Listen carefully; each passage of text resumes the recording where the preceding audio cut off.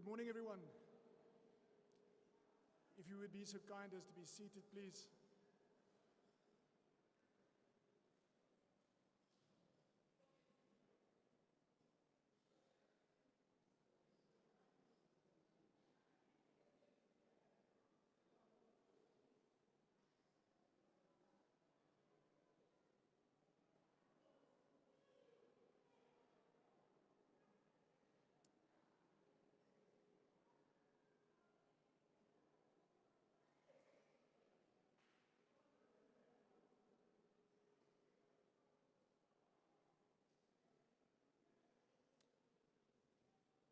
Honored guests, welcome to this most auspicious event, the official launch of the AISA CUT AI Hub. The approaching winter reminded me of a small joke regarding AI, which goes, why was the AI cold? Because it left its windows open. AI is most probably the most transformative tool of our era. Its application spans across different sectors and revolutionizes production and services alike like never before. While there are many concerns about AI replacing jobs, the applications holds immense possibilities to enhance industries and actually address unemployment. In the South African context, this means that AI presents an opportunity to reskill the labor force for the digital workplace, where collaborative work with AI technologies becomes the norm. This shift opens a door for us. It opens the door for innovative approaches and collaborations, partnerships to workforce deployment, development, and economic growth through global innovations and local applications, through youth empowerment, through national and international collaborations, partnerships, and so forth with governments, with research institutions, with industry leaders, with technology firms, all focused on sustainable growth toward a sustainable social development impact. As one of the custodians of the AISA AI Hubs, the CUT aims to bridge the gap between global AI innovations and local applications by serving as a platform for knowledge exchange, collaboration, and innovation aligned with the institution's mission and vision and delineated to the 4 areas of smart agricultural value chain, natural language processing for language preservation, smart manufacturing, and smart sustainable tourism. The management and operationalization of the AI Hub aligns with the CUT's mission to provide innovative and sustainable driven technological solutions based on AI that address social challenges. In conclusion, the CUT AISA AI Hub is geared toward being an innovative, importantly an inclusive, socially responsible center for AI research, development, and application with the aim to contribute to the advancement within the 4 aforementioned focus areas, primarily in the central region of South Africa. With that, I would like to welcome to the stage Professor Mthoni Masindi to lead us in setting the agenda for the AISA CUT AI Hub. Thank you, Professor.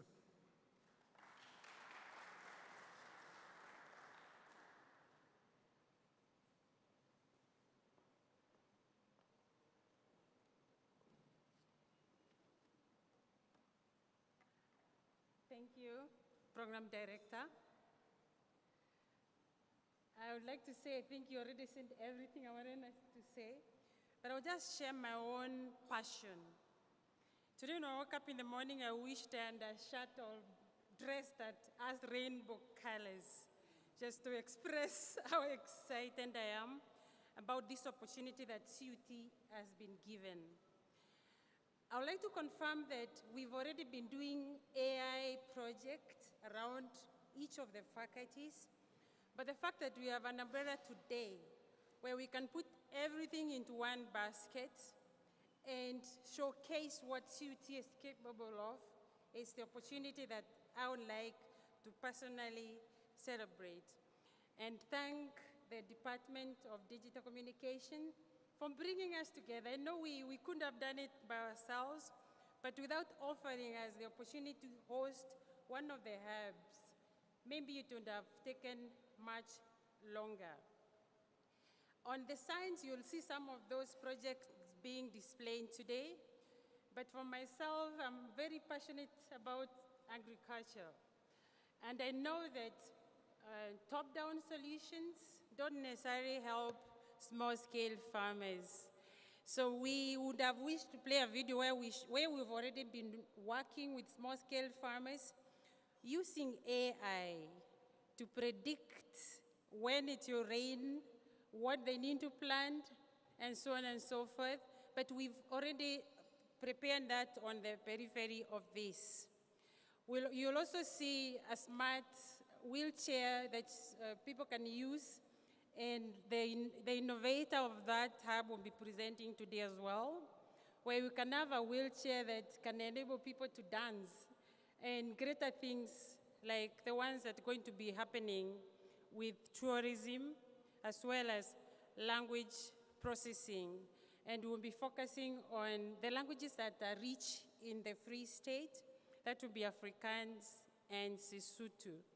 Just want to check with the program if the video will play, the 1-minute video.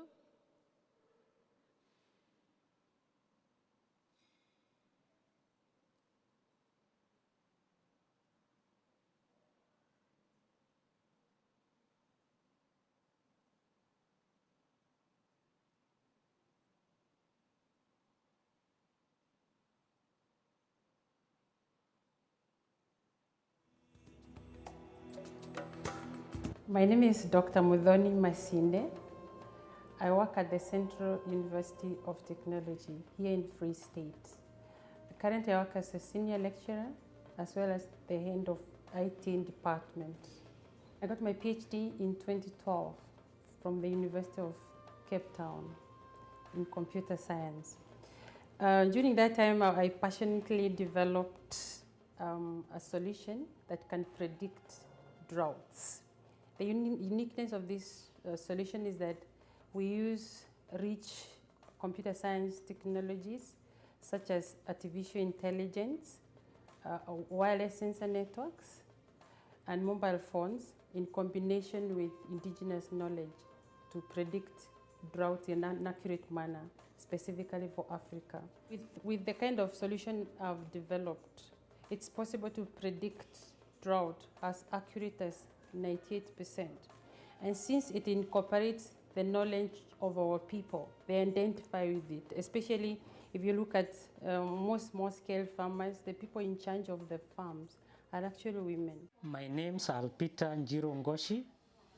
I'm currently the project manager of the project ITIKI, which stands for Information Technology and Indigenous Knowledge with Intelligence. ITIKI was a wooden bridge used by our community to cross rivers. But this ITIKI is now a bridge to connect the indigenous knowledge and the scientific. We base our indicators on the following. 1, human behavior. 2, animals. 3, birds. 4, insects. 5, trees. Among the indicators that we observe, 1 is trees, and next to me is a tree by the name Acacia totiris. This one we use it to indicate when the rains are near, we have the tree flowering. To make the work easier for the ambassadors, we have provided them with the tablets, and in the tablets we have installed the ODK app, which they use to send the indicators with. They take photographs and then send to us.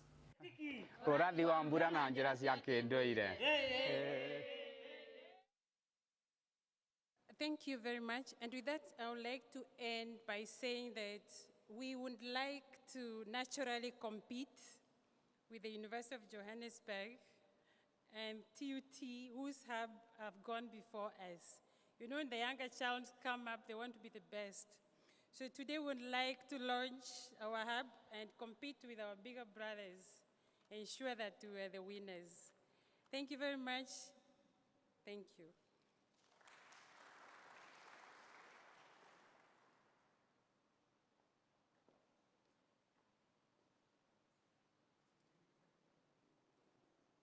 Thank you very much, Prof. Next, I would like to welcome to the stage Prof. Mashele to introduce and welcome Prof. Ngowi. Thank you, Prof.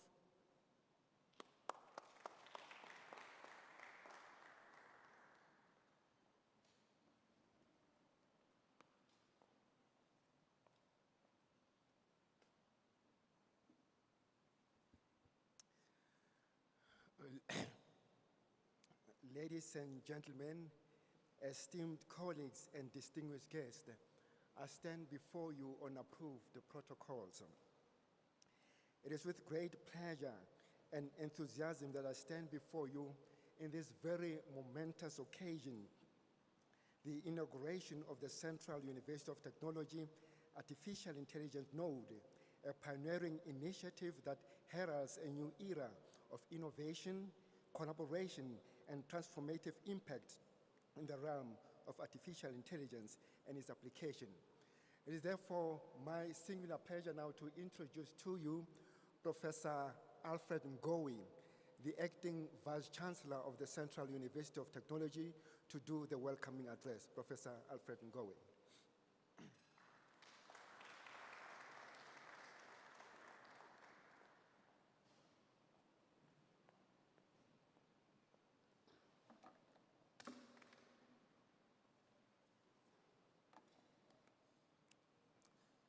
Thank you, Program Director. Dignitaries from the Department of Communication and Digital Technologies, dignitaries from the Free State Provincial Government, CUT executives and management team, CUT staff and students, ladies and gentlemen, esteemed guests and partners, good morning to you all. Good morning. Yeah, I just want to make sure that I'm not here alone. On behalf of the CUT Vice Chancellor and Principal, Professor Pamela Dube, who could not be with us here, and she sends her apologies, I would like, it's a great pleasure and honor to welcome you to the launch of the Central University of Technology Free State Hub of the Artificial Intelligence Institute of South Africa. Today marks a significant milestone in our journey towards becoming a leading Africa University of Technology, leading the future through innovation. First and foremost, I extend my heartfelt gratitude to the Department of Communications and Digital Technologies for transforming and entrusting CUT with the establishment of this hub. The collaboration and support from the department have been pivotal in realizing our vision of harnessing the transformative power of artificial intelligence for the benefit of our community and the nation as a whole. I also want to express our deepest appreciation to the Free State Provincial Government for being a steadfast partner in implementing the fourth industrial revolution technologies in our province. Your commitment to driving digital innovation aligns seamlessly with our vision, and we are excited about the opportunities this partnership will unlock for the development of Free State. The concept note that we're unveiling today closely aligns with CUT comprehensive digital transformation strategy and roadmap that will guide the operations of the CUT hub of the Artificial Intelligence Institute of South Africa. We firmly believe that the artificial intelligence will be the driving force behind the transformation of teaching and learning, research and innovation, and the overall efficiency and the effectiveness of operations. As depicted in our Vision 2030, the CUT Artificial Intelligence Hub aspires to be a leading center for artificial intelligence research, development, and application, contributing significantly to the advancement of smart agriculture value chain, smart manufacturing, natural language processing, and smart and sustainable tourism. Our high-level focus areas reflect our commitment to addressing societal challenges and creating sustainable solutions. The thematic areas of smart agriculture value chain, which is a mainstay of the economy of Free State, as well as smart and sustainable tourism, smart manufacturing, natural language processing, are carefully chosen to align with the needs of our region and the nation. These areas will serve as pillars upon which we build our research, development, and innovation endeavors. And like Professor Masinde has mentioned earlier, we are not the first to launch the hub. The first were University of Johannesburg, followed by Tshwane University of Technology. And we strongly believe that in collaborating with these other hubs, we'll be able to take South Africa forward. There is normally a tendency of competing with one another, but we believe that collaboration is the only thing which is going to identify South Africa as a progressive country in artificial intelligence. Our mission, vision, and core values are encapsulated in the acronym AI Exists. And Exists stands for excellency, innovation, inclusivity, social responsibility, and sustainable solutions. This will guide us in our pursuit of providing innovative and sustainable technological solutions that address societal challenges. The interlink between our thematic areas signify our commitment to interdisciplinary collaboration, recognizing that the true potential of artificial intelligence lies in its ability to transcend transitional boundaries and create holistic solutions. So the issue of institutional boundaries, national boundaries, and global boundaries don't work for AI, because AI is in the cloud. You can collaborate with anybody, anywhere. So if you put artificial boundaries, then you are limiting the potential of the AI. The contextualization of our research themes to national and local development plans underscores our commitment to being a strategic partner in the realization of broader economic and societal goals.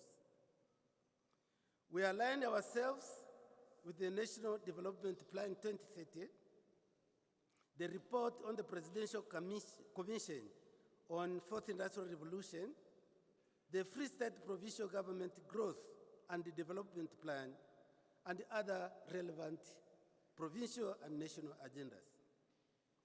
To ensure the effective management and operationalization of the AI Hub, we have identified overreaching AI enablers. These include a strong focus on research and development, training and education, infrastructure and resources, strategic partnerships, community and civil society capacitation, and the development of a robust policy on ethics framework. I would like to emphasize the inclusion of the local community in the issues of artificial intelligence. I would like also to indicate that as a CUT, 2 years ago, we realized the importance of demystifying artificial intelligence so that it is not seen as a technology for the elites. We develop programs where we go to communities and explain what artificial intelligence is all about. And we are certain that it applies to everybody. At the community level, there's something which you do in your daily life which will require artificial intelligence. So the more you know about it, the more you are going to be involved and develop it. So now, in conclusion, ladies and gentlemen, the CUT Hub of the Artificial Intelligence Institute of South Africa is not just a center for technological advancement. It is a commitment to the betterment of our community, our province, and our nation. Together, we will embark on a journey of exploration, innovation, and collaboration to shape a future of artificial intelligence that serves as a catalyst for positive change. I invite each and every one of you to actively participate, collaborate, and contribute to the success of the CUT Hub of the Artificial Intelligence Institute of South Africa. Let us lead the future through innovation and make a lasting impact on our society. Thank you, and I look forward to witnessing the transformative journey that lies ahead.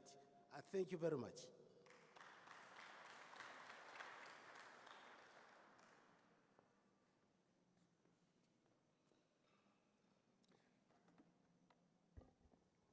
Thank you, Professor Ngowi, for the warm welcome and for setting the stage for today's event. Your words have truly set the stage for the engaging and inspiring way forward that we envision. Honored guests, I would like to welcome via web stream the MEC from the Free State Provincial Government, Ms. Gadia Brown, which will join us via web link now. Join me in welcoming Ms. Brown, please.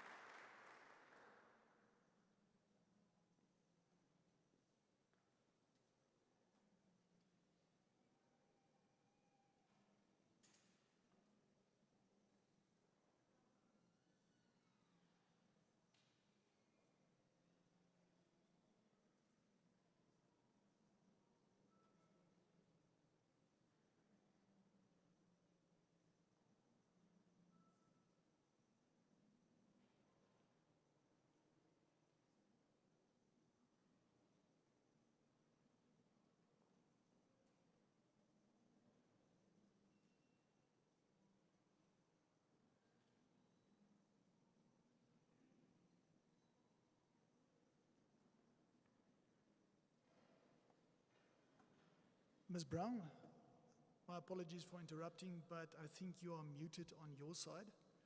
So if you could kindly unmute yourself, we would love to hear your thoughts. Thank you. Okay, there we go. Am I audible, ladies and gentlemen? Am I audible? Thank you, ma'am. We can hear you loud and clear. Thank you. Let's start from the top. Greetings to Professor Ngowi, to you, Program Director, to Professor Masinde, and of course, in her absence, Professor Dube, as well as the Acting DDG, Mr. Mashishi, from the Department of Communications and Digital Technologies, and all panelists and members today. It is indeed a privilege and honor.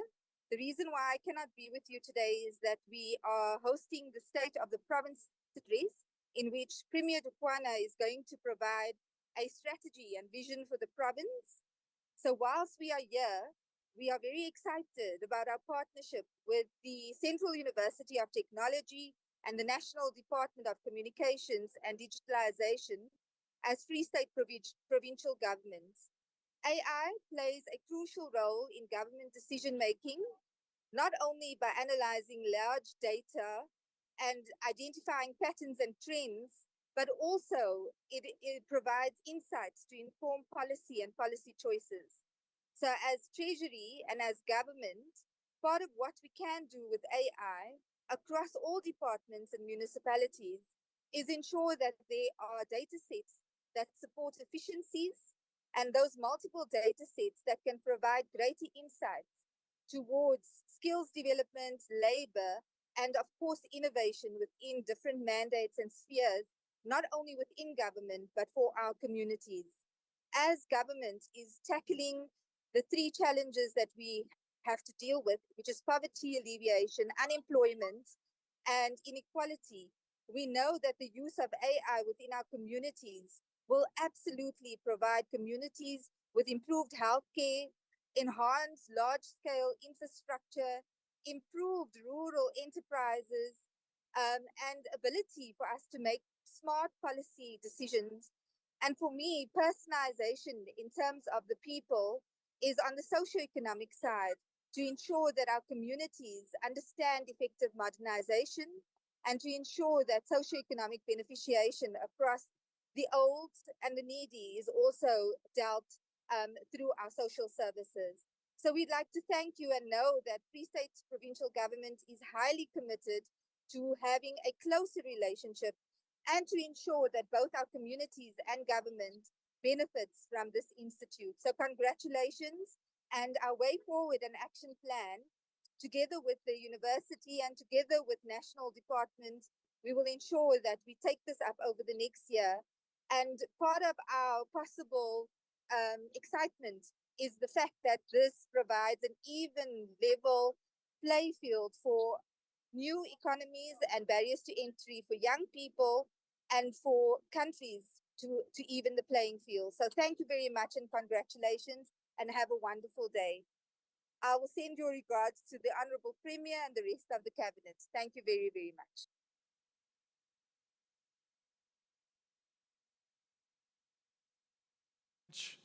To the MEC for availing herself. We know that she is currently engaged in the SOPA, and thank you for the inspirational words and the words of support. Thank you very much.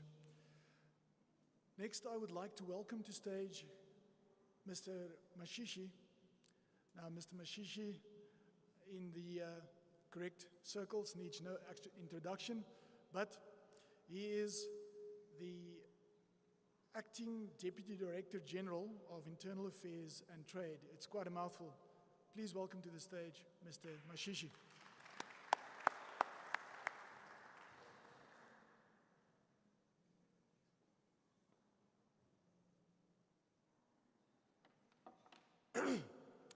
Good morning.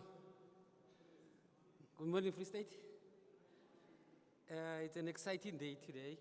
You are having your State of Nation, a State of Province address, which will outline the priorities for the future.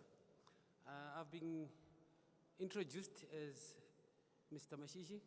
You can all call me Ali. Mr. Mashishi is my father.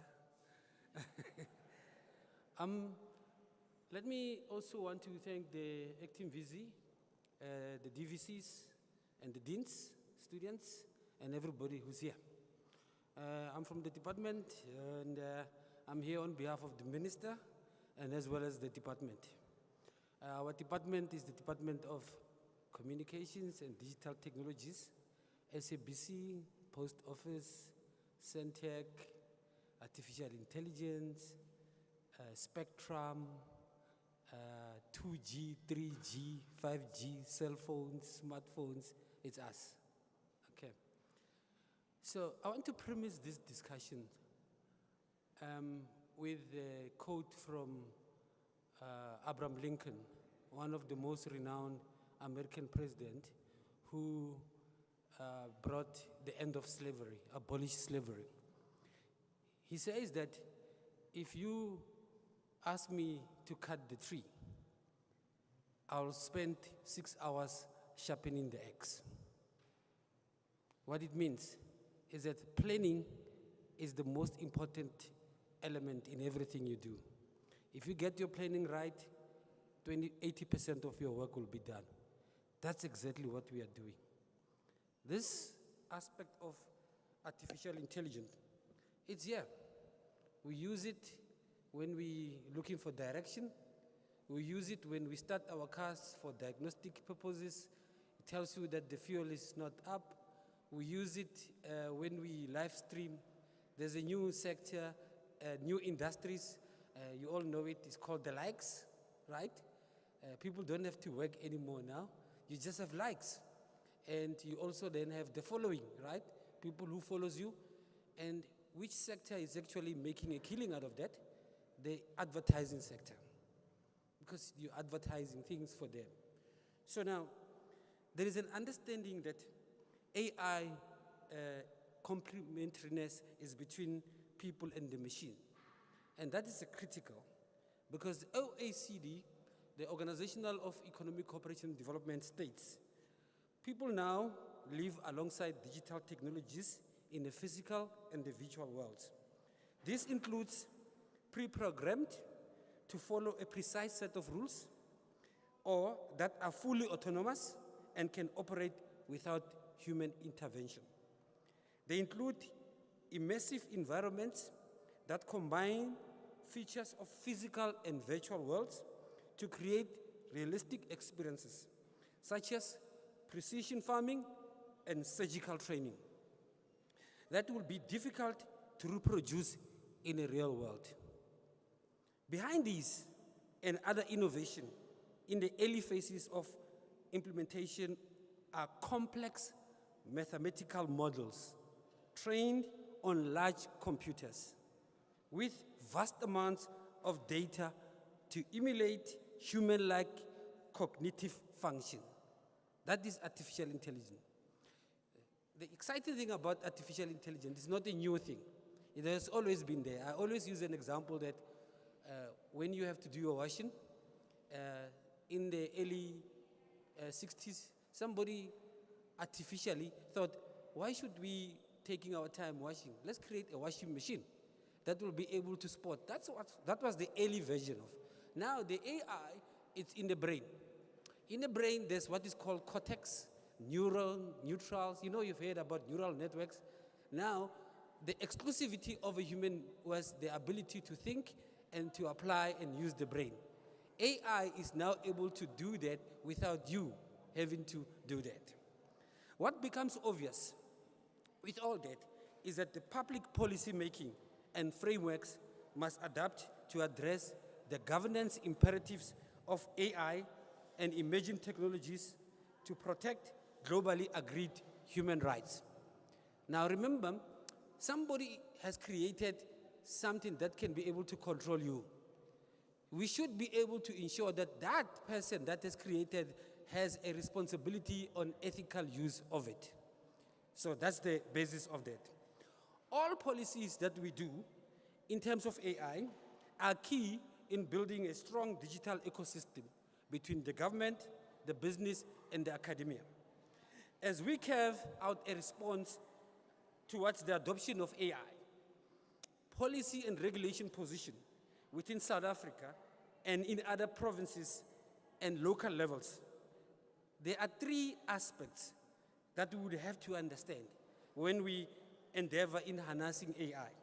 One is that AI data governance and connectivity to support policy making have to be a process. Two, the importance of cooperating internationally to ensure that AI is an emerging technology that is trustworthy. Three, common understanding of AI is to build through sharing good practices and creating evidence of AI systems. Now, what is the South African position around AI? Let me state, world countries are not sitting by and allowing the wave of digital revolution through AI passes them. And this is witnessed in the last three industrial revolutions. In the first revolution, they built steamships, and the steamships arrived, and then we get colonized, right? In the second revolution, they built electricity through conductors, and then they were able to build industries that took our raw materials for them to be a finished product. In the third revolution, they built computers that were able to create a knowledge economy, and we were left behind. This is the fourth one. We can't be left behind, right? So the current world development and economic trajectory does not permit the go-it-alone approach. That's why we are working with the academia, we are working with the industry, because we cannot do this alone. The question that relates to harnessing AI, especially from a South African perspective, is that whether as an African continent, and here I'm talking about a continent that has people below the age of 27, which makes 60% of the population, right? So the question is, whether as an African continent, can we even begin determining, regulating AI? Because we should be able to regulate something that we understand. So the question of regulation should be able to be followed by setting up structures like this, bringing in the research, capacitating our people, and making sure that our young people lead the process. Now, you know, in a World Cup 2010, I think we are all alive, right? We used to say Africa is a theater and South Africa is a stage, right? Now, South Africa, when you talk to young people in South Africa and you say, when you say you have made it in life, which part of the world will you be? Our young people will tell you the New York, the Big Apple, or London. I've got news for you. If you are in Africa, including the Maghreb states, the Arab states, Egypt, if you talk to young people and you say to them, if you say you have made it, what do they say they would want to be? In Johannesburg. So we are the hub of the continent, which is projected to be close to 3 billion people in the 2030. So we as South Africa, we need to wrestle with this and take advantage and prepare the African continent to be competitive. The Europe and the Western world is aging, and we are becoming younger and younger. So the energy, the production, and the efficiency is going to come from this continent. Right. Now, what I've noted in the African continent, there are various AI initiatives. Some of them, for example, there's what is called an AI in machine learning in Daba, which is done by South Africans, right? There is an AI Alliance for AI, which is done by people, African people, but in the other countries, what we call the diaspora. And then there is also an initiatives by global companies, right? In future, you're gonna buy a shirt, and when you put it up, it tells you your temperature, your heartbeat, and whether you're gonna have a flu in a few days. That's called apparels, right? But what do we need? We need connectivity. We need to be in the internet so that that shirt can work. And we also need to make sure that that shirt is affordable by everyone so that it doesn't become exclusive. I therefore want to impress upon cloud companies such as Microsoft, Google, Huawei, Nokia, and Amazon, amongst others, to continue to have an AI research centers in Africa, because Africa is the destiny. Africa is the future. Secondly, we need universities in South Africa and Africa to consider that the best approach to AI is collaboration and not competition, right? Why I'm saying this? I think the Prof has indicated that we have set up the institute called AI Institute, right? In the AI Institute, we are looking at what is called key sectors of the economy, right? So we started to say, which is the sector that is contributing powerfully into South African economy, and it's manufacturing. It's about 14 to 15%. So we went to University of Johannesburg and say, you are sitting in an economic zone that deals with manufacturing. You are going to be the hub that drives value chain and issues that are around manufacturing. Then we thought, what is the next big thing? We assemble cars, right? Some of them we produce. there's a belt, what is called automotive belt, right? From Tshwane to KZN and to Eastern Cape. Then we went to TUT. We said, you will be leading this, right? Enhancements of AI in a car. Self-driving cars are coming, apparently, that there will be no robots, and the issues around drones and all that, right? Then we said, what is the next economic sector that will be booming through that? Then we said agriculture. Agriculture contributes 3% in a country like us where there is a sun and there is a land. Something is wrong, right? The studies on agriculture, on AI, says that AI has got the potential to drive the agriculture by 30% growth. Meaning that if we focus on agriculture and farming, agriculture contribution to GDP can rise to 7%. And that is jobs. That will create innovation, right? So in the next month, we'll be launching AI in defense and military. Because in the politics of AI currently, there is 3 issues around AI globally. There's politics about AI, because there's a race in who's going to become the leading force, right? There is what we call the economics of AI, right? The issue about job losses, creation of jobs, productivity, right? And then there is what we call militarization of AI, the use of AI to attack people. We see what happens in Hamas, with the issues about Palestine, the issues in Iran, where AI is used as a weapon to attack, right? So what then we need to do is, we must say, we are not going to be left behind, right? The onus is on us to participate on this AI race. And when you have to participate in this AI race, you need to begin early. You need to do it, and you need grassroots, right? We don't want to rely on softwares and applications that come from the outside so that we just adapt. We need to create our own, because in AI, there is what is called language, which is algorithm and coding, right? So we need to create our languages so that they can be able to create those solutions, right? Now, what we have done is with the Department of Science and Innovation, they created what they call Center for Artificial Intelligence Research. It's also working with universities. But we, from the department, we work on what is called applied AI, right? That drives the sectors to grow. But there is also an AI that is affecting all of you, which is called generative AI. We've all heard about ChatGPT, right? Some of you have tried to write assignments using ChatGPT, right? If you got a free ChatGPT, it is not the one, right? You are getting nothingness, because you have to pay if you want to get to the higher levels that gives you that. Then we don't have money to pay, right? So it means the digital divide is going to be increased, because those that have got money will be able to have ChatGPT-4.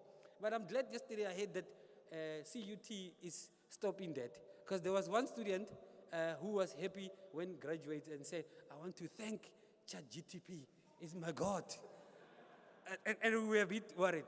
But generative AI is going to affect sectors such as the education, the arts, the media, because it gets prompt, right? Somebody has created that to say, if I want to know about CUT, it will give me all the information I need about CUT. So, and all of you can create that kind of a system, right? Where you are able to store information and people are able to get that, right? Now, 3 aspects that we as a country, and you must always remember those, is that we look at AI to give us productivity. Productivity is a very difficult thing to measure. In the early 2000s, it was projected that with the new boom of the bubble.com, when computers were, it was projected that there will be a growth of productivity. Only 1% was realized. But it's now projected that AI will give us 3% of global growth productivity, right? And we know that globally, in terms of the global GDP, the United States leads with 26 trillion dollars, right? Followed by China with 20 trillion. And then the third one is Germany with 4 trillion. Where is South Africa? South Africa contribution to the global GDP is 0.54, meaning that we are on the 500 billion. But we want to be there in the trillions, right? We want to be in the top 30 at least of the countries in contribution, means that we will be able to attract skill and investment if we are able to compete into that space. Now, I've indicated the importance of agriculture, right?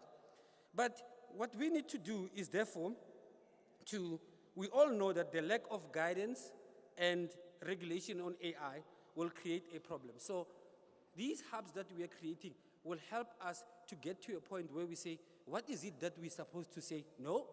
And what is it that we're supposed to say, yes, go ahead, right? That is regulation. But before you regulate, you need to create a policy.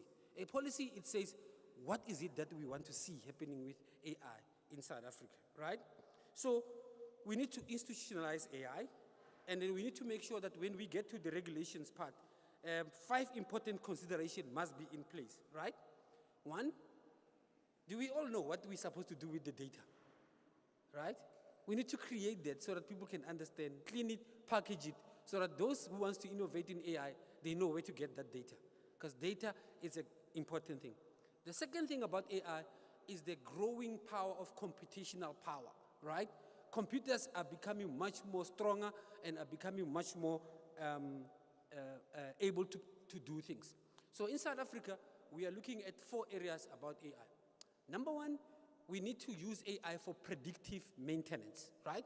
Say, for example, before the power plants shut down, AI, if we put sensors on the power plants, AI will tell us that Matla power station is going to collapse if we don't do something.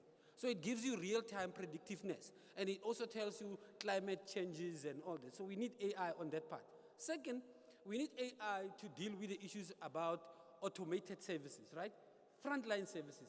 If you go to the Department of Health and you have to go to the Department of Education, why can't they not have a data about you? So that you enter into the door, it recognizes you, where you were born, what are your illness, and then you just pick up your medicine they've prepared for you, right? So the automatedness and then the efficiency of it. The third issue is around the analytical ability, right? When we are planning as a country to say in 2030, if we had the AI when we planned the National Development Plan, it was going to tell us that what you're trying to do is not going to happen, right? If you don't change 1, 2, and 1, 3, right? So it will give us that. And the last is the diagnostic aspect, right? Remember, the 12 technologies that comes with the 4th Industrial Revolution, they are those that are dealing with the physical aspect, right? Robotics, artificial intelligence, because it's physical, right? And then there's the one that deals with the biological aspects, right? The nanotechnologies, where you are able to put something that monitors your stomach. And there is the one that deals with digitalness, where you need to be connected, and then you need data, right? You need to be connected. So that is the approach that we are looking at. So today, I'm very pleased that we are starting at a small scale, because this is something that is going to be big. So you need to take people along, you need to take institutions along, you need to get resources, because most of the countries that have succeeded on AI, they have pumped money into the research, they have pumped money into the innovation, right? In South Africa, we have chosen that we're going to be a digital economy country, right? What does that mean? It means we need to have our people on the internet. We need 5G, right? I don't know if you know about 5G, okay? Let me just do this. 2G is a mobile application technology that gives you the ability to have voice, to call, right? And also to text, SMSs, right? 3G gives you the voice, the text, and the image. You can send the picture, smiling, right, with your messages. 4G gives you the voice, the text, the image, and the video, right? We have the 4G. Now you can be able to say, hi, I'm here in CUT, whatever, right? And it writes for you. 5G gives you now more than that, right? It gives you the voice, it gives you the text, it gives you the image, it gives you the video, and it gives you this live stream, right? People are there with you. So we need that 5G capacity, right? And then we also need to make sure that each and every one of us is skilled. When they see a computer, they must know where is the on button. Because there's a lot of people in South Africa that doesn't know where to put the on button. Now you're coming with laptops. Now you're coming with this. It becomes much more complicated. So we need a tech-savvy society, right? What we need also, which we are doing very well as South Africa, we are producing content, right? Jerusalem, We are known as South Africans to produce what I call the juice in the pipes of AI, right? How then we don't take advantage of, I don't know, but we are here to make sure that happens, right? Then we need to make sure that when people use these things, are safe, are secure, right? How many people have gone to the police station to report that they've been robbed? And then the police says, who robbed you? And you say, you take out your cell phone. And the policeman says, but I can't help you, right? So we have what we call a virtual side, we have the physical side. So the mantra is that what is offline must be online, okay? So that's most important. So I have shared with you our view and what we want to get to. It's a journey. We want you to walk with us, okay? Lastly, let me take this opportunity to extend an invitation, Prof.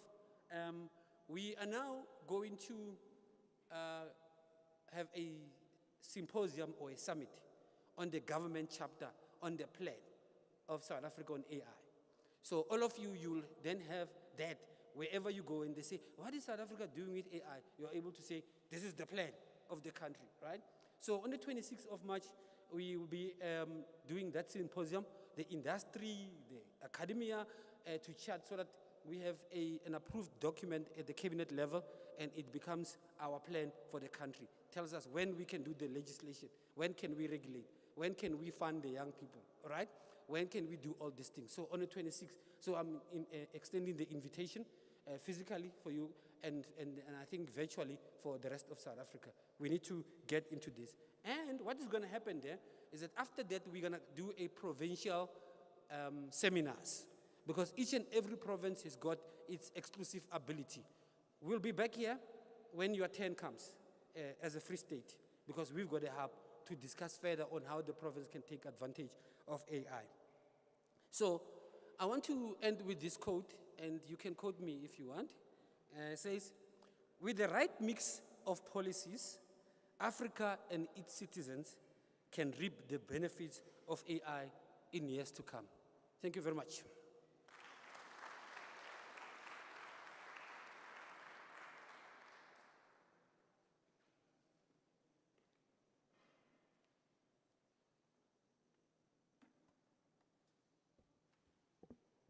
Ladies and gentlemen, please join me in expressing our sincere gratitude for the esteemed Deputy Director General of International Affairs and Trade, Mr. Mashishi, for his enlightened and passionate keynote address. I think we can all agree that his profound insights and unwavering commitment to fostering collaboration and innovation truly exemplifies the spirit of today's momentous occasion. Join me in giving him a round of applause for his invaluable contribution to the success of today's event.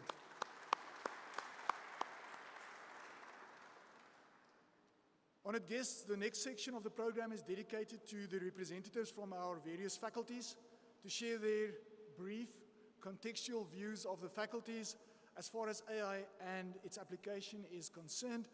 I would like you to help me welcome to stage Professor Marcus from the Faculty of Engineering, Built Environment and Information Technology. Thank you, Professor.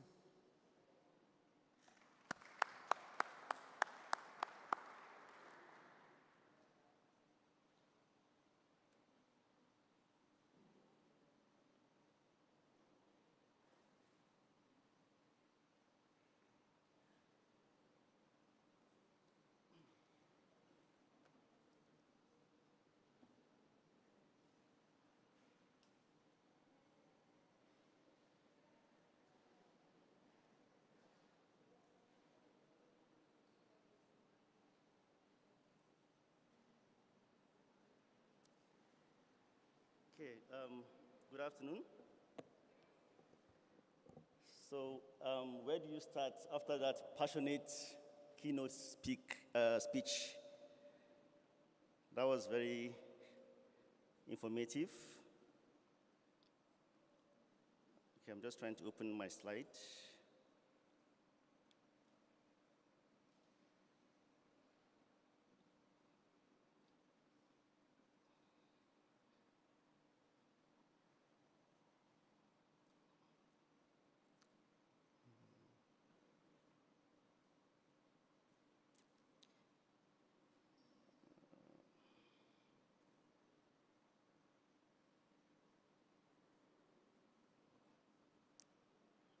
Okay.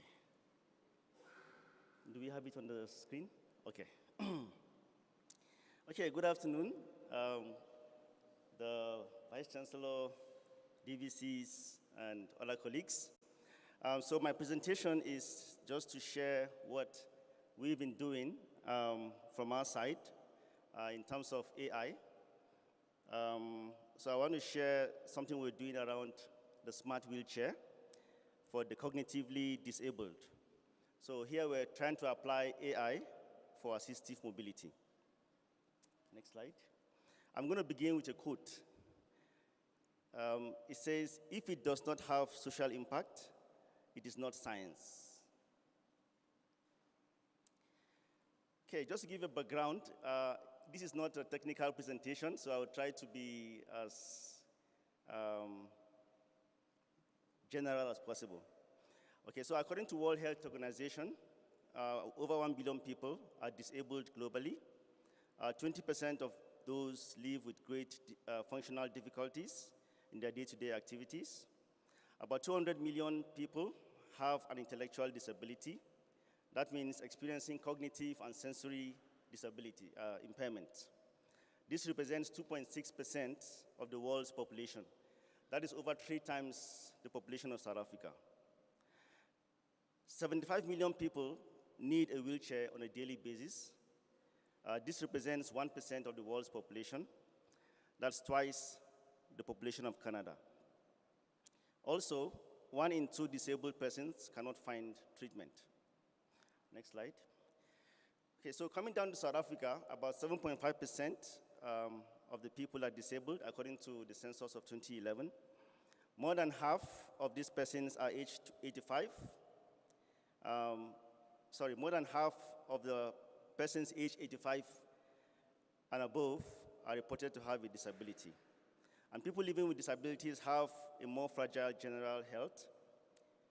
And we all know that disability increases dependency and limits participation in the society. Okay, so what we set out to do about 5 years ago was to use AI to design smart wheelchairs.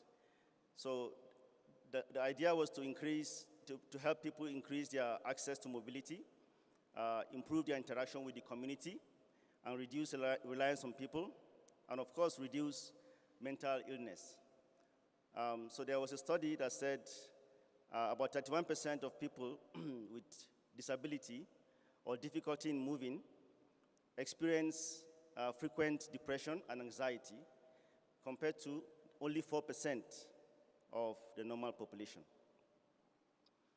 So the objective of our research was to find ways to reduce dependency and improve participation of disabled persons in the society. So we did that by developing assistive mobility for navigation, using AI for diagnostics. We also leverage sensor fusion for adaptability and integrate Internet of Things for communication. So this is, I hope the slides are moving. Okay, so the next slide, you see there an overview of what the wheelchairs will look like when we're done with the project. So in a smart city scenario, we're expecting that the wheelchairs will be able to communicate with each other and share information in real time. Of course, the wheelchair is going to also be able to communicate with the humans or the users, and those users are also able to communicate with each other regarding the use of the wheelchair. Okay, so this was the initial design. So if you look around, there's a wheelchair that is moving around. So the idea was to be able to make the wheelchair to be autonomous or semi-autonomous, because I say semi-autonomous because we are careful not to make it fully autonomous. So we want a human in the loop. So that's why we say semi-autonomous. So how we achieve that is to be able to use cameras, different sensors, AI processors, and so on, to enable the wheelchair be able to navigate on its own. However, the user is able to interrupt the wheelchair while it is using it. So this is an example of the smart design. Next slide. Okay, on the next slide, you see the use of machine learning to detect obstacles. So this wheelchair is able to detect obstacles. So the idea is that if somebody who has dementia, for instance, wants to go to the mall, okay, he can put his location or on the wheelchair, on the screen, and say, I want to go to the mall. And the wheelchair is supposed to navigate him to the mall while avoiding obstacles, potholes, and the likes. So we're able to achieve that with AI, machine learning capabilities. So I had a video, but due to technical constraints, I won't be able to play. But you can see the wheelchair there moving around. And we have a stand there at the back. When we are done, you can come around and see more of the demonstration. Okay, the slide on the ongoing AI projects. Okay, I don't know if you can see it on the screen, but I wanted to share with you what we're currently doing in terms of our AI projects.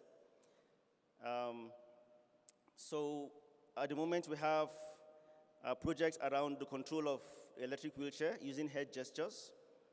We also have optimization of wireless power transfer for the wheelchair.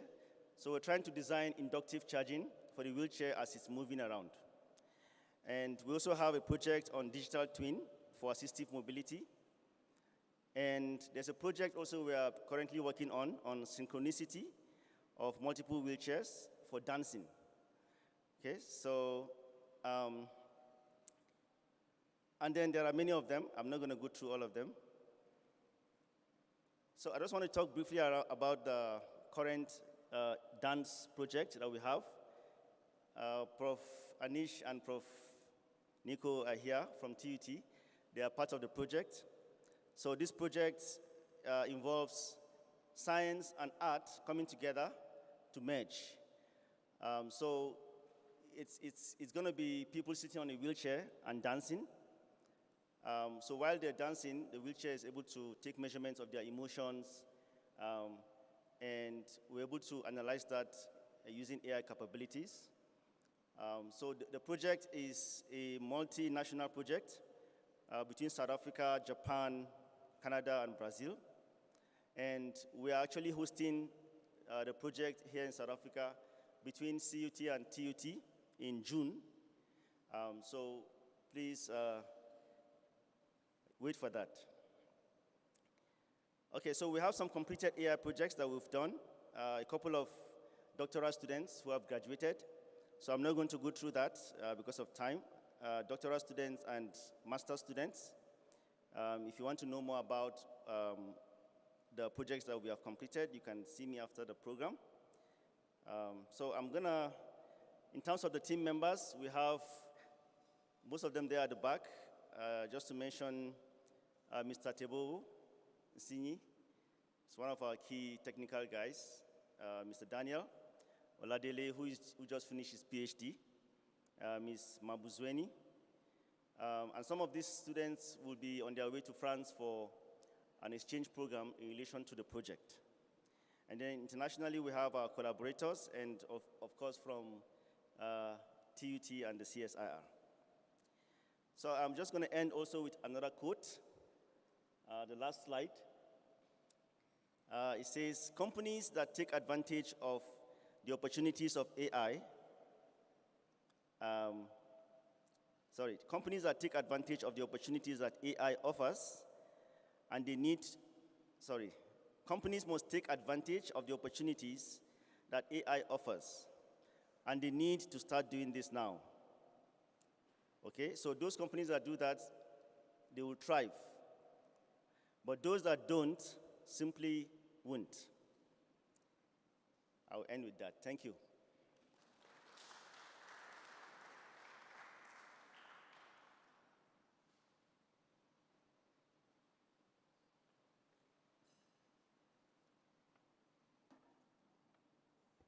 Thank you, Prof. It almost seems like you're driving the hub, that you had some premonition because you have done so much innovation already. For our next speakers, I would like to request that we keep the engagement to 5 or 6 minutes, just so that we stay within the scheduled time period, please. Our next speaker is Mr. Beekes from the Faculty of Humanities. Please welcome Mr. Beekes to the stage.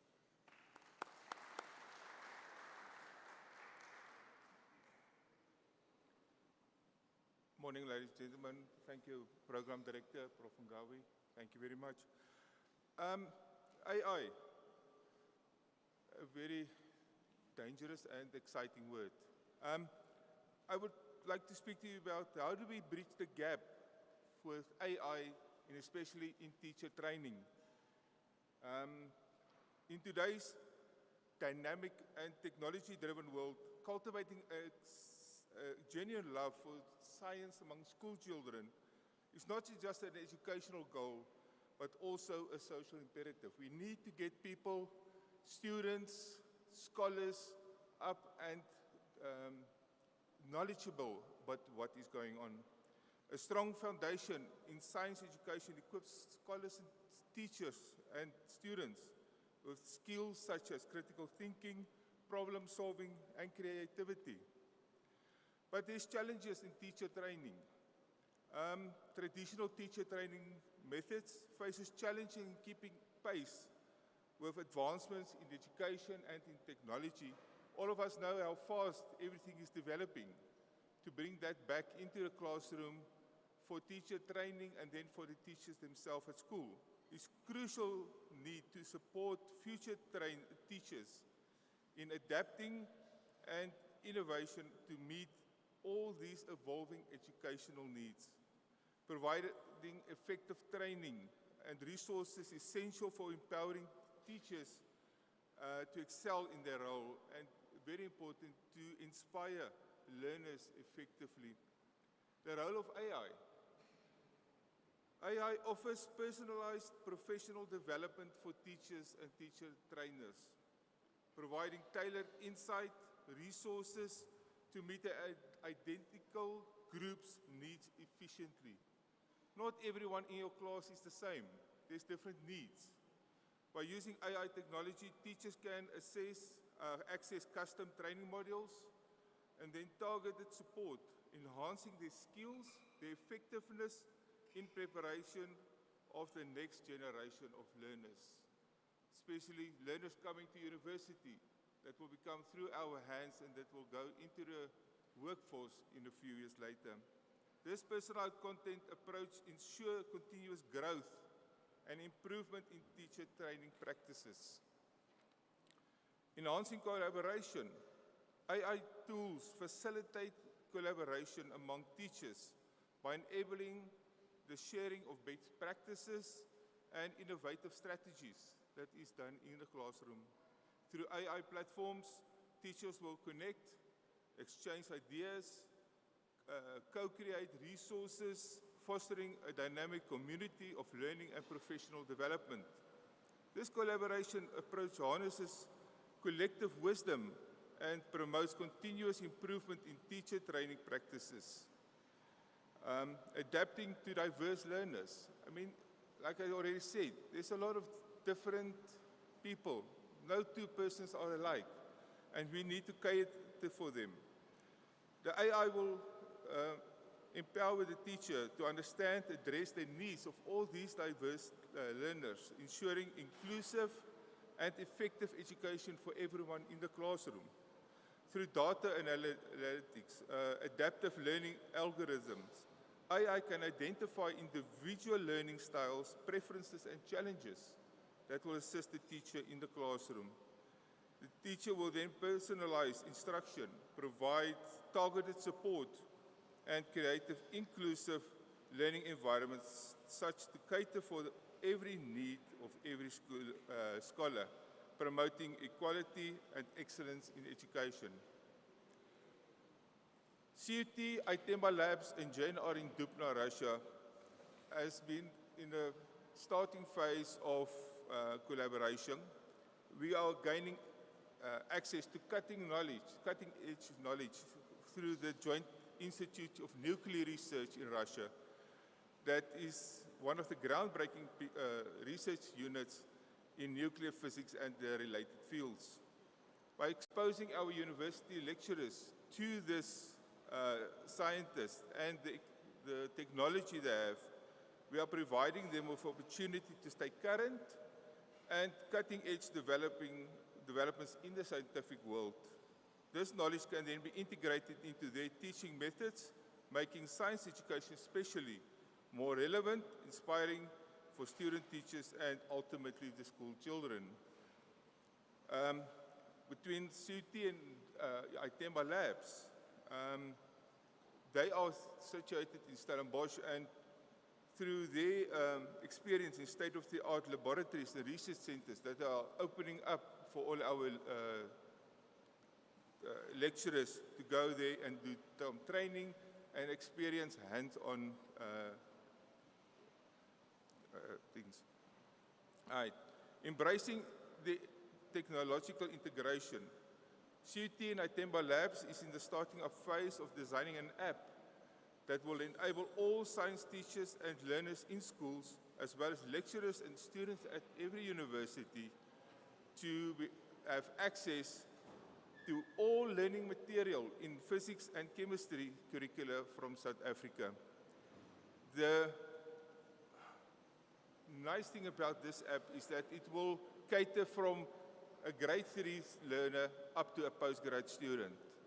If we talk about gravity, for the foundation phase teacher, there will be an apple falling from a tree to show gravity.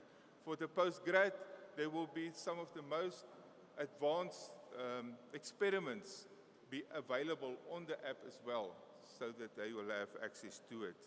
Looking ahead, the future of the teacher training is definitely intertwined with AI offering endless possibilities and creating a scientific future that will empower educators and learners alike.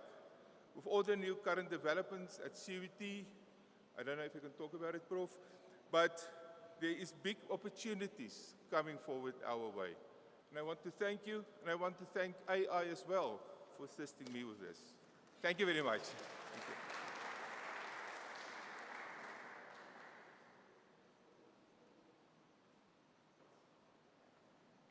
Thank you, Mr. Beekes. I was personally quite interested in how AI and humanities would fuse. So thank you for the insightful delivery of your engagement. Thank you. Our next speaker is Professor Kocht, and she is from the Faculty of Management Sciences. Professor Kocht, you're welcome.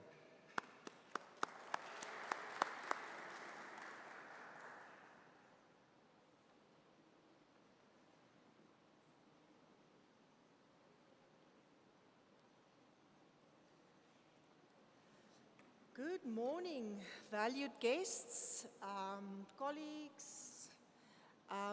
It's a privilege for me this morning to speak a little bit about AI and the management sciences fraternity. So if you look at that banner there, you can see all the different aspects of management sciences. So in thinking about AI and the way it will change the world, us as management scientists or social scientists, we have a very important role to play because we need to prepare people to operate in this new world of work. We call it a new world of work because of the fact that AI for IR technologies is changing the way people work. It's also changing the way people live and interact with each other and also the world of work.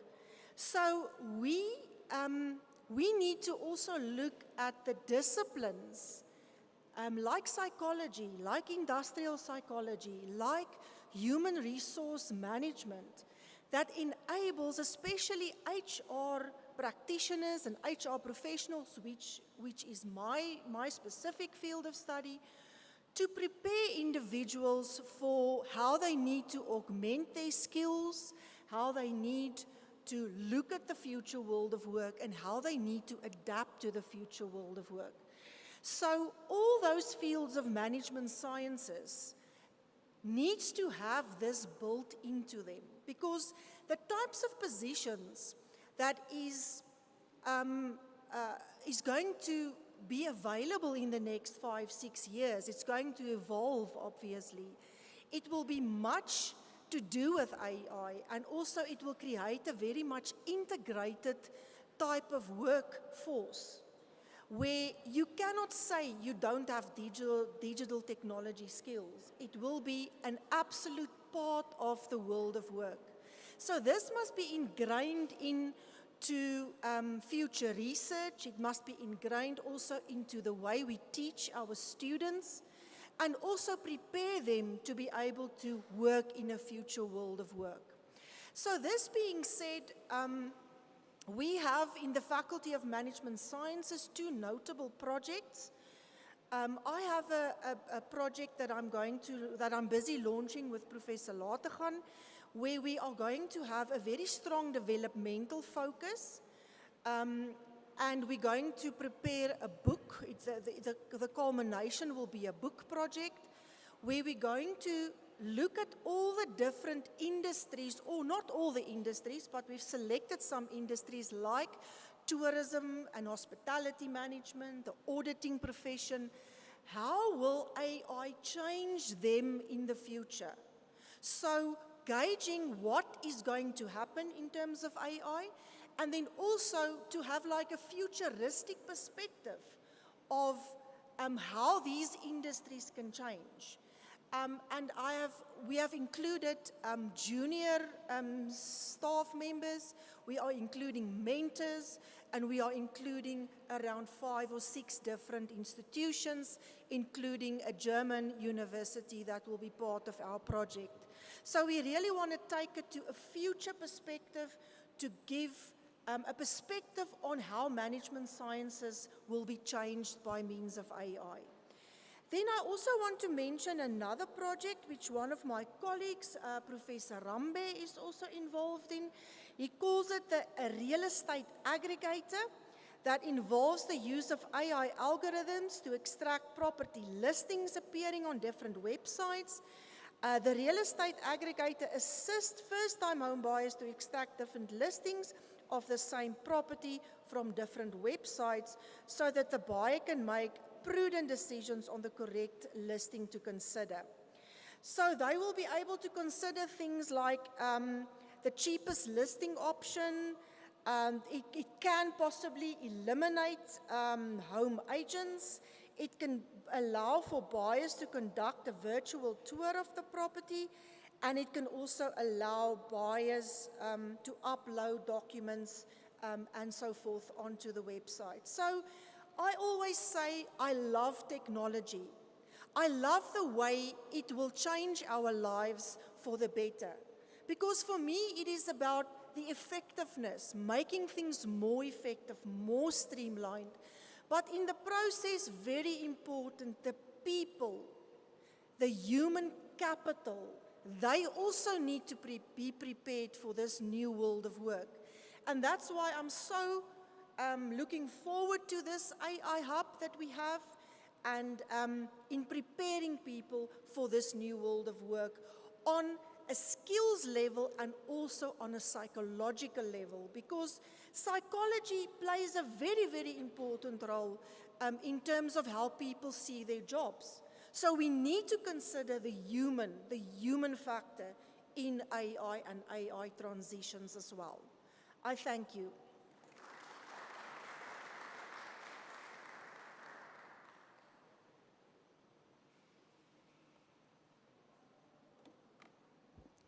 Thank you, Prof. Kocht. Thank you for sharing these interesting perspectives, especially as far as the human aspect, psychology, and artificial intelligence is concerned. I think you shed some important light on those aspects. Thank you very much. Our final faculty being represented is that of Health and Environmental Science, and for that, I would like to please welcome Dr. Pakiso to the stage to share his insights. Thank you, Doctor.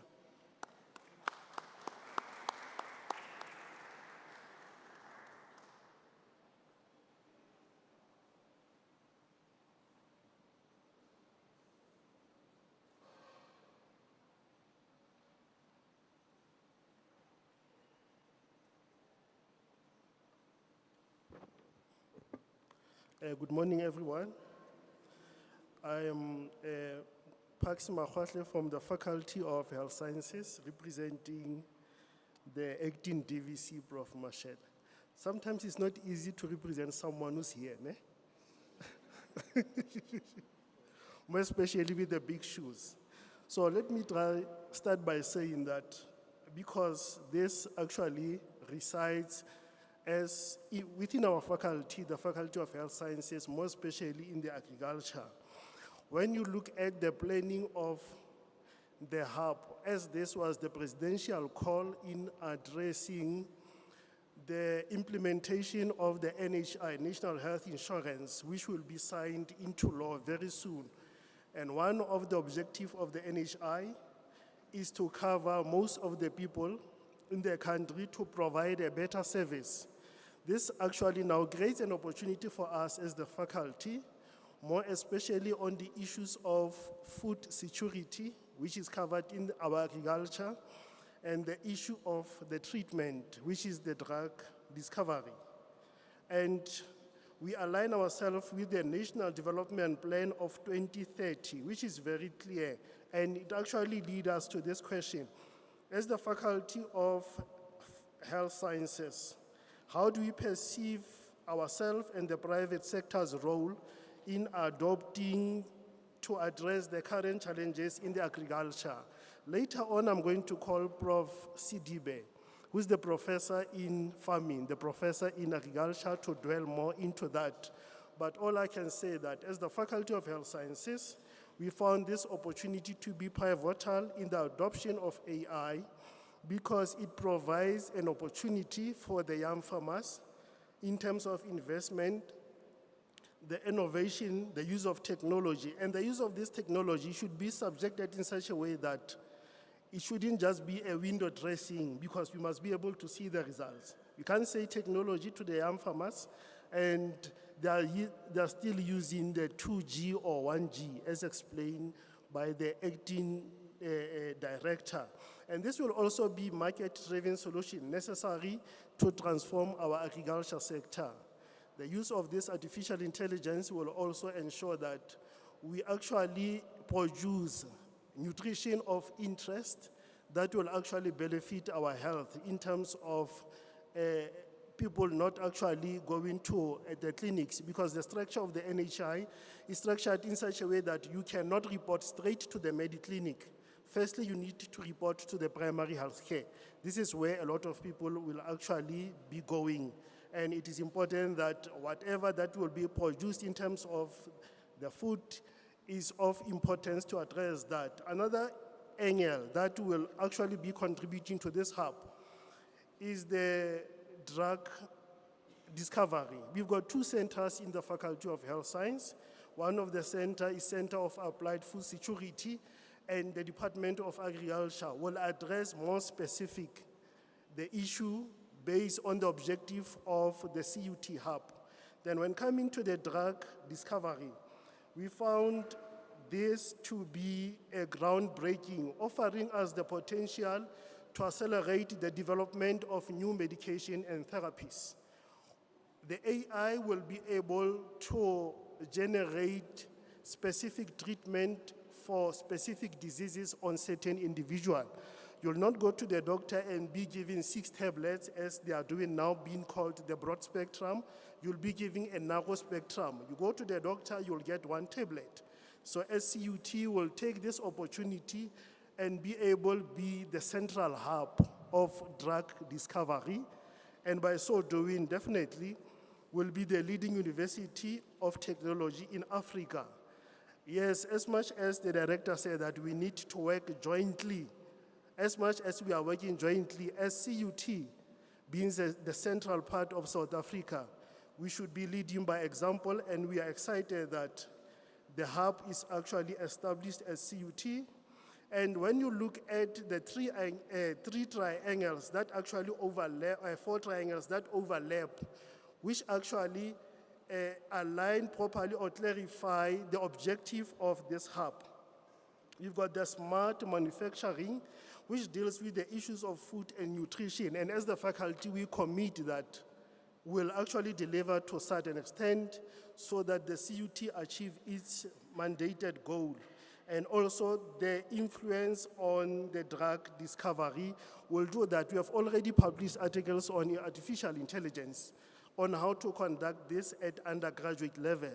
So the better thing that we'll do in the lab is actually take this artificial intelligence, try to use nanotechnology to be able to develop drugs that will actually target the specific area of concern, not where you get a bundle of 20 tablets, you can't even finish them. So we are committed and will make this dream a reality. Thank you. Let me call the Professor of Agriculture to come and actually give us the broader view. How is agriculture going to benefit in this? Thank you.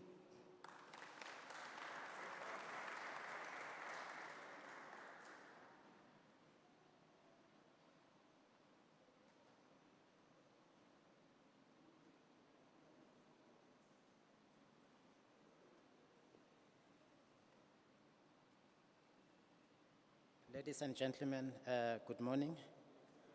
I just imagine a situation where agriculture is not part of technology. What will happen to us?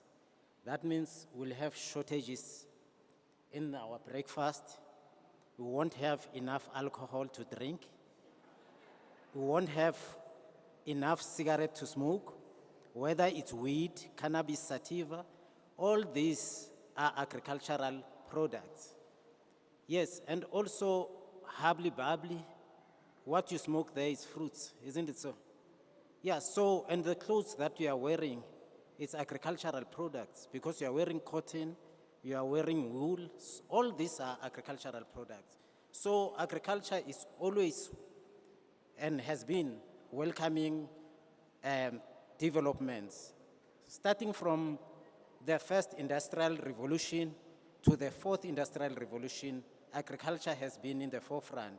And we also have our own revolution, which is green revolution, you know, where we have high-yielding varieties of crops, you know, and things like that. But looking at the adoption of AR or AI, is that it will provide opportunities, you know, in agriculture, and also it will lead to innovation and also to markets.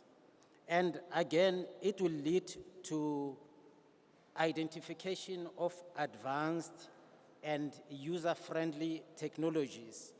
Remember that if you look at our agriculture, we have a lot of diversity and we have a lot of problems as well. We have problems with diseases, whether it's animal diseases or plant diseases. Plants, they have diseases as well. Remember, we had a problem with armyworm, and we have a problem with bird flu, where it became luxurious to buy eggs because the price just went up, you remember? So we need solution for that. We have other diseases like rust diseases, we have phytophthora diseases that we need solutions. And also with the weather patterns, we have extreme weather conditions. How do we survive from there? Can we use AI to survive through these weather conditions? Isn't it so? So, as I mentioned earlier, that agriculture has always been there. You know, we have always been part of development of technology. So we'll always be in the forefront. As long as the population is increasing, the food production has to increase as well. Thank you very much.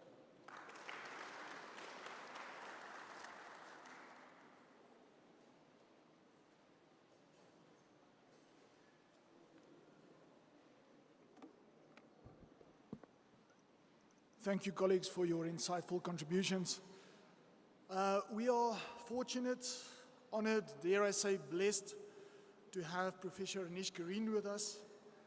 Prof. Kareen is one of the directors of the AISA AI Hub at TUT. And I would like to invite Prof. Kareen to share some words of wisdom and support from their side.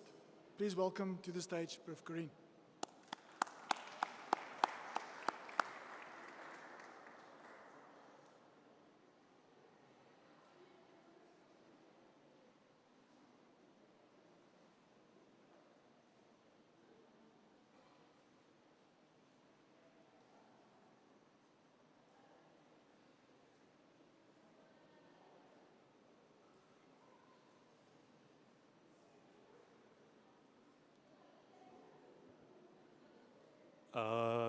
We're still morning. Good morning, everyone.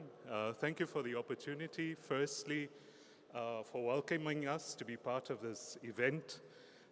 It's a momentous event, and we congratulate CUT and the team. It's part of an initiative, as Mr. Mashishi, doctor in, we're professing here.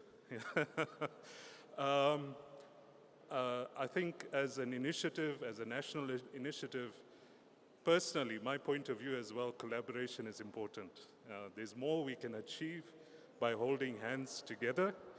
And to have national impact, I think we have greater opportunity working together.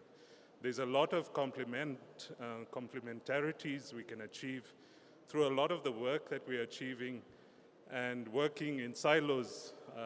My point of view is we'll have challenge. So, but we're grateful, we're honored to be part of this initiative. Thank you to the department for enabling it.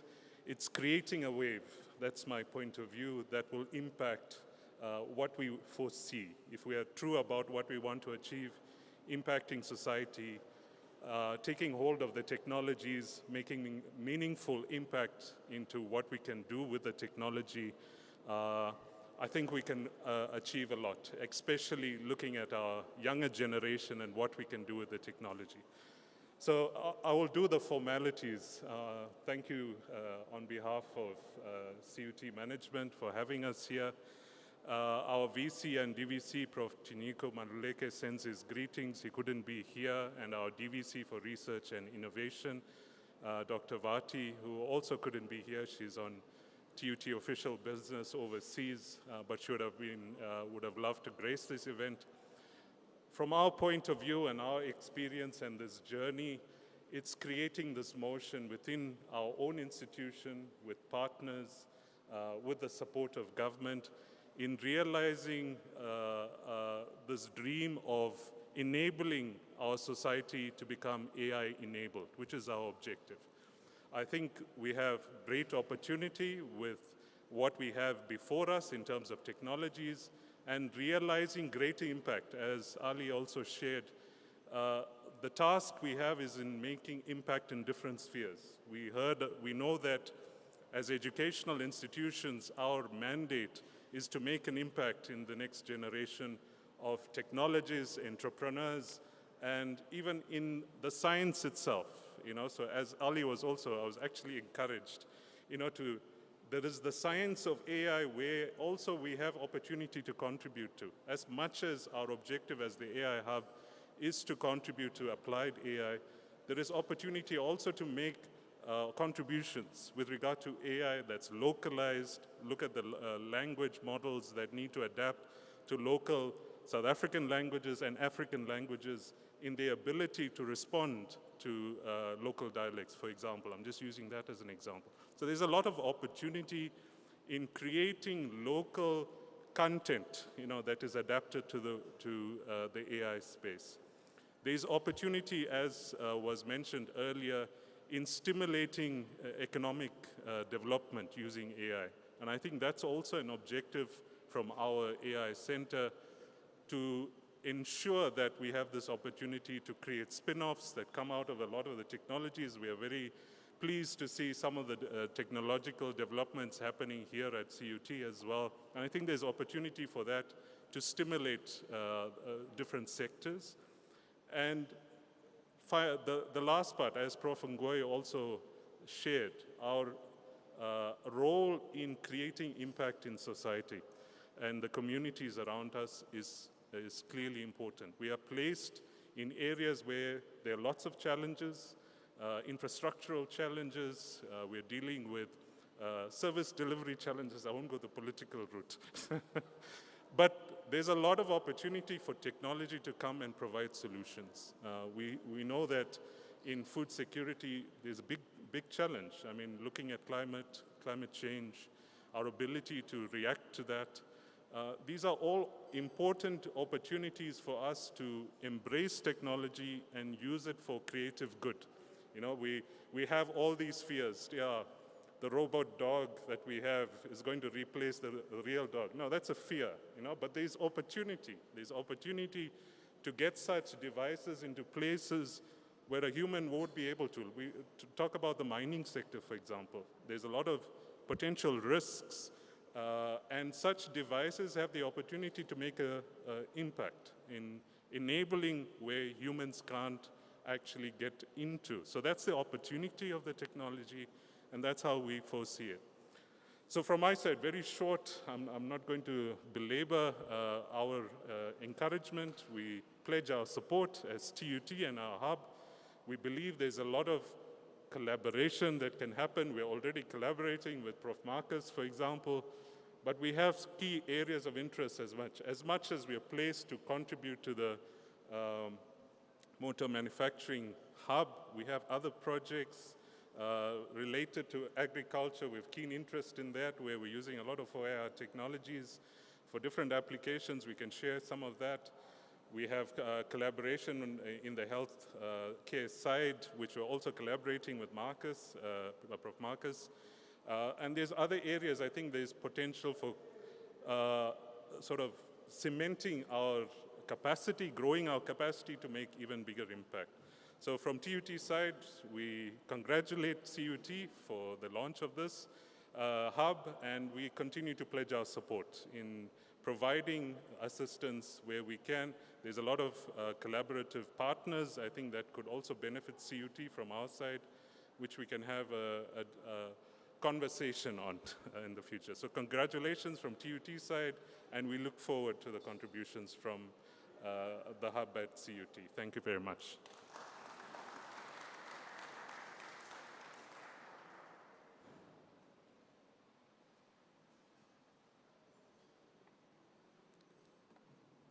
Thank you very much, Prof. We look forward to many fruitful future engagements with TUT from CUT's side.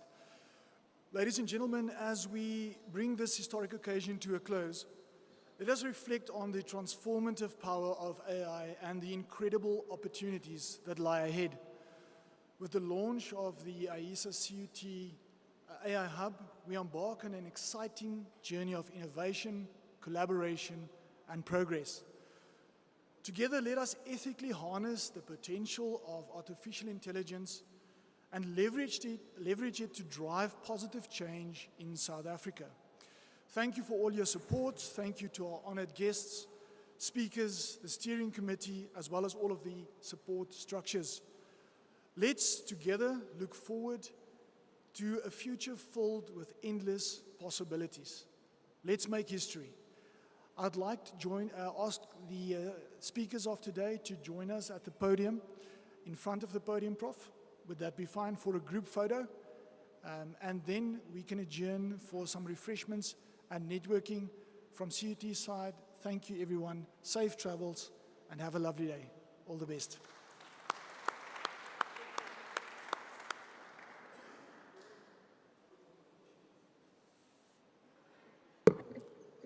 Prof, there's a request for questions. Can we entertain a few questions?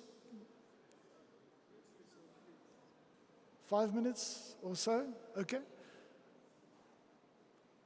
You're welcome to ask questions, ladies and gentlemen, and if you would like to ask someone specific, please let me know and I'll call them to the stage. Yes, please, go ahead.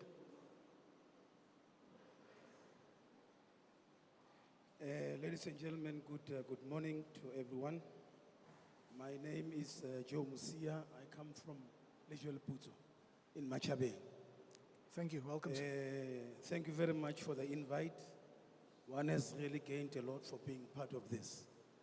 And I also wish to thank our MEC of Finance, Mrs. Brown, for the insight that she gave us this morning.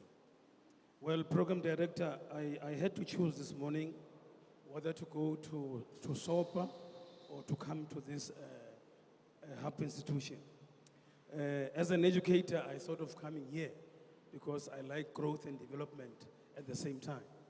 But then I just want to ask only a few questions, not necessarily wasting anybody's time. When you look at section 152 of our constitution, part of what it talks about is the issue of service delivery. And then when you look at the pledge that was made by the president of the country when he for the first time took the office, if you look at bulletin number 7 there, he talked about constant service delivery, which is what almost everyone has talked about.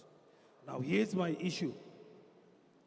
We welcome the AI innovativeness. And we quite believe that is going to improve quite a number of areas, like Bra Ali has indicated, and many other colleagues. From education point of view, we went from different kinds of education systems. I'm talking your Curriculum 2000, I'm talking your, and many others of them. But I'm a little bit perturbed, Bra Ali. Ukuthi, how then are we going to implement this basically at a primary root level, PACS, where our scholars are? Because we don't even have a plug at our schools where you can plug in an electrical device. But now, how then are we going to assist one another? I'm glad that professor from TUT there, Professor Corinne, has talked to an issue of collaboration. What is that we can do as a nation to see to it that we also improve the lives of the scholars in our primary schools? Because truly speaking, the situation down there, it is not so promising like in other schools, your Model C schools and so forth. That is why you see that many teachers, they even opted for taking their children to Model C schools. I want us to turn that thing around. I want my children to attend the school from where I'm teaching. But for me to be able to do that, it's when the conditions and the situation at where I'm teaching is conducive. With regard to the issue of service delivery once more, I welcome AI Meniere because just yesterday, I attended a meeting whereby we had an infrastructural problem. Now, if AI is going to assist us in terms of making sure that service delivery becomes key, then it's going to be a wonderful phenomenon.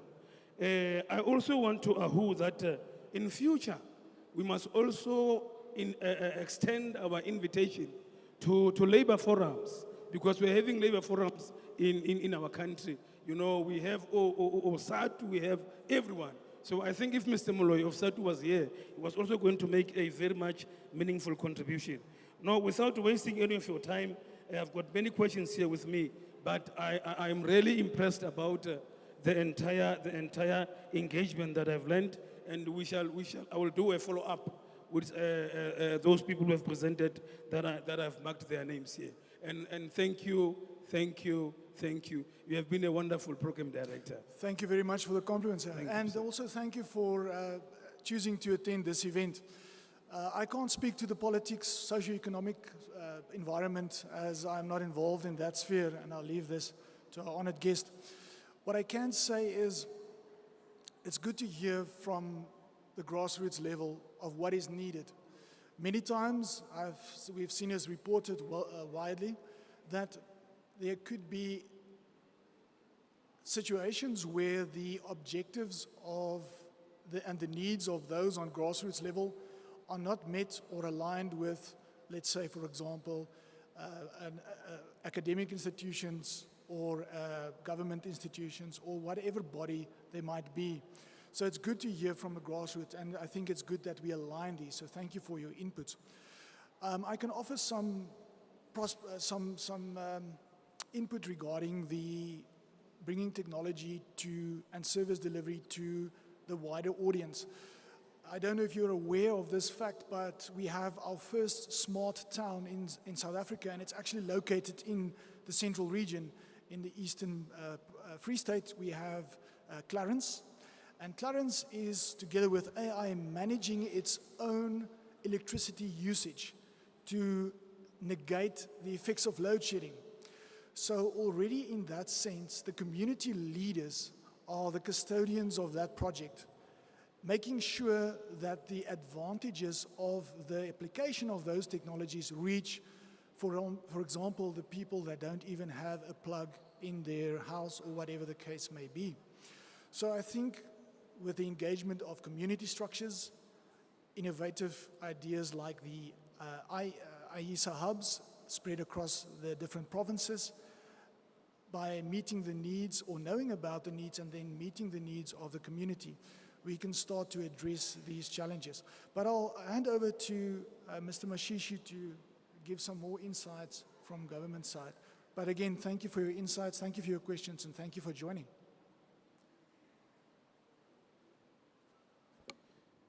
Brajo, thank you very much. And I think you come from one of the key sectors that are a priority in terms of the plan, right?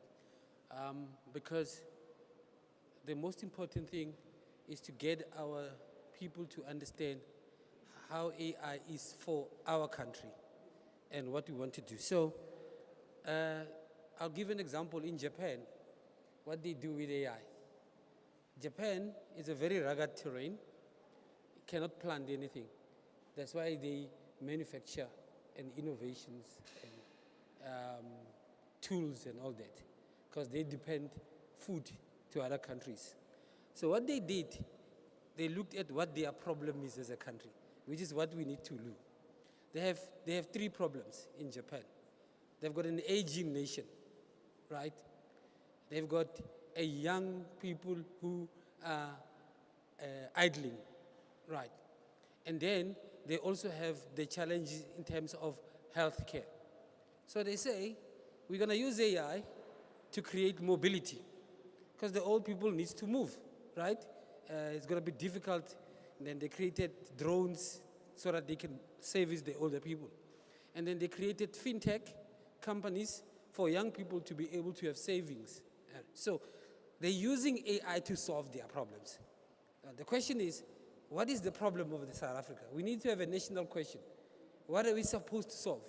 The MEC talked about triple challenges, poverty, inequality. Those are our problems, right? So now, Constitution, Section 2 of the Constitution talks about the rights that all of us enjoy. Those rights, we need to make sure that they are enshrined and technology makes them to be live. For example, courts. To be able to have justice in South Africa, it's expensive, right? Because you must pay. But if we are able to have robots that are able to code the prescripts of the law, and we won't have queues at the court, because if you stole, the robot will tell you you are guilty.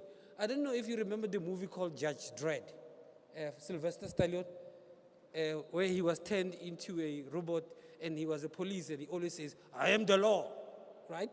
The funny thing about it is now it's chasing the politician. It has to distinguish between a politician who's the boss and the law.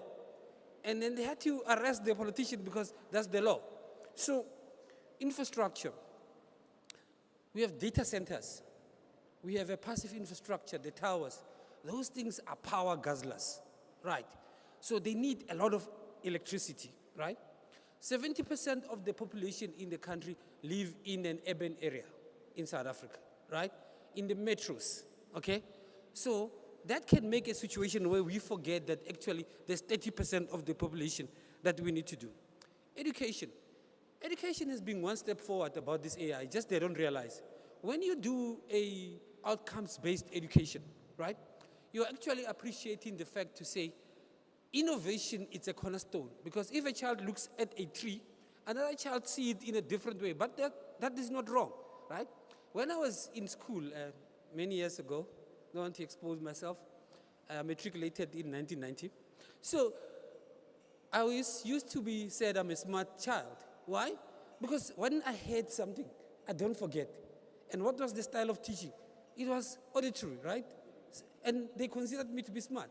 Now, what technology like AI is creating what is called a multimedia class. So all the learners are going to be smart.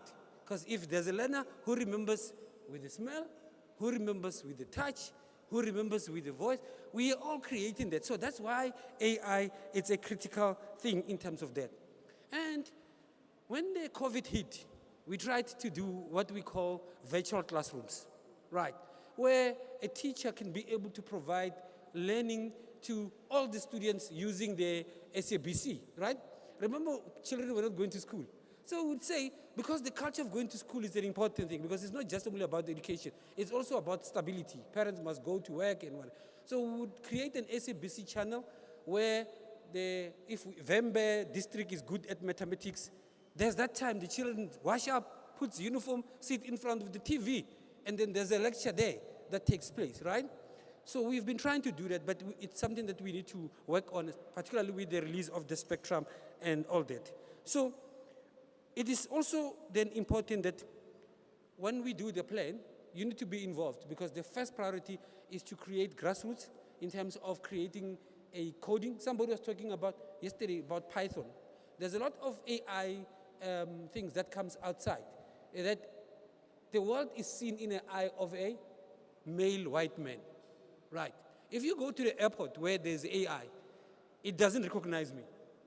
It thinks I'm an intruder because I'm not a European built or whatever. So education is an important thing because we want our children to create things that are conducive for us. So you're correct, and I think that's an important contribution that you've made, and that's what we are also planning. Thank you.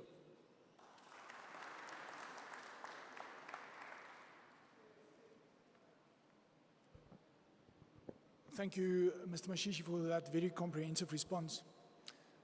If there's nothing else, I would like to invite the speakers of today to the podium for a photo opportunity. Prof, shall we meet in the front of the podium on stage itself? So we need to clear this out. Okay, done. Guys, thank you again, everyone, for joining.